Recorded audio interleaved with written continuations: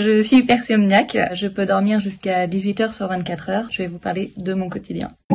L'hypersomnie idiopathique, c'est une maladie neurologique du sommeil. Dans la nuit, donc je dors entre 10 à 12 heures, quand je travaille pas plus. Quand je travaille surtout, je peux me coucher entre 20h45 et 21h15. Et après, je fais des siestes du coup l'après-midi. Je me limite à 2 heures, 2 heures et demie. Ça m'est arrivé d'avoir besoin de faire des siestes le matin d'1 heure et demie, plus 3 heures l'après-midi. Quand on se réveille, le temps de bien se sentir réveillé est relativement long avec cette pathologie-là. Ça arrive effectivement qu'à 18 heures, je me dis « Ah bah ça y est, je peux commencer ma journée, je me sens bien ». Donc c'est des sensations de fatigue qu'on ne contrôle pas.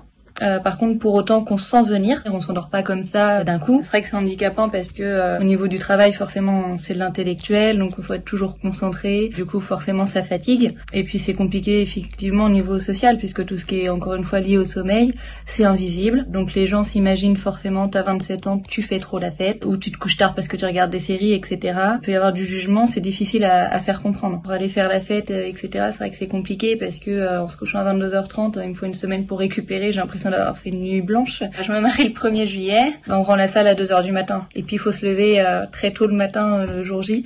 Mais comment je vais faire si je me lève à 6h, que je dois me coucher à 2h du matin, je vais pas pouvoir faire de sieste. Panique totale, quoi. Et c'est là que pour moi ça a été un déclic. J'ai vu un médecin du sommeil qui m'a hospitalisé 3 jours pour faire ce qu'on appelle une polysomnographie. Ça permet d'étudier le sommeil, que ce soit la respiration, les cycles. Ils ont détecté qu'effectivement je dormais trop la nuit, mais aussi le jour. Alors pour une personne de 27 ans, idéalement c'est 7 à 9 heures de sommeil pour être bien. Quand moi pour mon cas, 12 heures la nuit, plus 2 à 3 heures le jour. Difficile de savoir pourquoi on a ça, mais ça pourrait effectivement être lié à un accident de voiture ou à ce genre de choc effectivement émotionnel. Suite au diagnostic du coup de cette pathologie-là, le corps a totalement relâché, ne lutte plus. Donc ce qui fait qu'aujourd'hui je suis en arrêt. Le traitement, c'est un traitement qui est éveillant. Ça peut aller jusqu'à 6 doses par jour. Mais après voilà, faut faire attention parce que ça peut devenir totalement le contraire, dans le sens où